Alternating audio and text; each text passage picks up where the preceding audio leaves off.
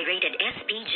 Striktong patnubay at gabay ng magulang ang kailangan. Maaaring may masiselang tema, lengguwahe, karahasan, sexual, horror o droga na hindi angkop sa mga... Good morning and welcome sa aking munting channel. Magbabalik na kaya ang tunay na ina nito ngang si Ina na si Miss Caroline na anak nito ngang si Lola Aurea na siya ang tunay na tagapagmana, at dito nga ay mabibigla at magugulat si Joanna sa kanyang matutuklasan na ibubunyag nga ni Lola Aurea at ng kanyang tunay na anak na si Caroline. Magbalik na kaya ng tuluyan sa mansyon ng mga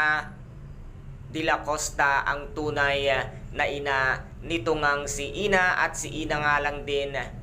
ang tunay na apo ni Lola Aurea. At dito naman ay naging magkasabwat na nga ng tuluyan ito ngang si Attorney Charlie at ito ngang si Joanna para nga pabagsaking muli itong si Ina na pilit ngang inaagaw nitong si Joanna ang naipamana na nitong si Lola Aurea kay Ina, kaya't hindi naman papayag si Ina na mapunta nga sa wala ang lahat nga ng pinagpaguran at pinaghirapan ng kanyang Lola Rosario at ni Lola Aurea. Kaya't siya ngayon ang tatayong tagapagmana at magiging CEO ng De La Costa Food Corporation, kung kaya't ngayon ay dito na nga malalaman kung gaano kagaling at katapang nga itong si Ina, dahil hindi niya pipirmahan ang nagpapawalang bisa na papel na ipapapirma nga nito nga si Joanna sa kanya. Kaya't dito hindi na matutupad ang lahat nga ng nais nito nga si Joanna, dahil ang sabi nga niya, once na makuha niya ang yaman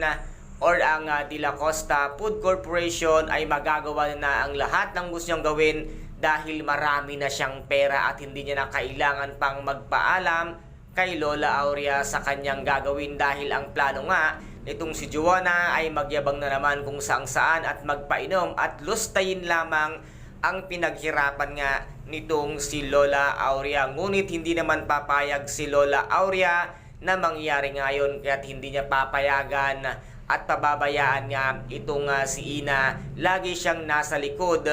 nitong si Ina para ipagtanggol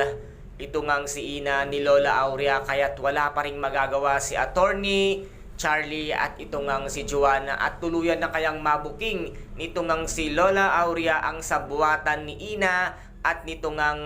si Attorney Charlie na ito pala ang tunay na mag-ama at wala pala itong dugong De La Costa, katulad nga ng sinabi nitong si Johan na inagaw na sa kanila ang lahat ni Ina. At ito daw ang importante sa kanila, dahil simula bata pa sila ay doon daw sila naglalaro at tumatakbo nga ni Joanna. Kaya't sinabi naman dito ni Ina na kung mahalaga pala sa inyo ang lugar na ito at ang bagay na ito, sana ay hindi nyo pinabayaan. Ngunit ang ginawa nyo ay ipinagwalang bahala ninyo na parang hindi mahalaga sa inyo ang De La Costa Food Corporation, kaya't nawala sa inyo ito at ngayon ay nasa aking pangangalaga na, kaya't wala na kayong magagawa na pirmahan ko na, tapos na ang pirma ko sa donation of agreement, kaya't ako na ang siyang mamamahala at magpapatakbo nito. Kaya't nasabi din ni Ina na siya na ang masusunod sa lahat ng desisyon sa De La Costa Food Corporation, at ngayon din ay wala nang nagawang tuluyan itong ang si Johan. Kahit anong pakiusap at pagsindak ang gawin niya kay Ina ay hindi na nasindak itong ang si Ina, lalo na ngayon nasa presko na siya at kaya niyang ipaliwanag ang lahat kung papaano niya patatakbuhin ang De La Costa Food Corporation. Kaya guys, ito po ang ating pakaabangan dito nga sa Shining Inheritance, kung paano ipaglalaban ni Ina ang kanyang karapatan at ibinigay sa kanya ni Lola Aurea. Kaya guys, ito po ang ating pakaabangan, at kung nagustuhan po ninyo ang aking videos for today, paki-subscribe na lamang po ng aking channel, paki-like and share para maging update kayo sa lahat ng gagawin kong videos. Maraming salamat po, ingat, God bless, and bye bye!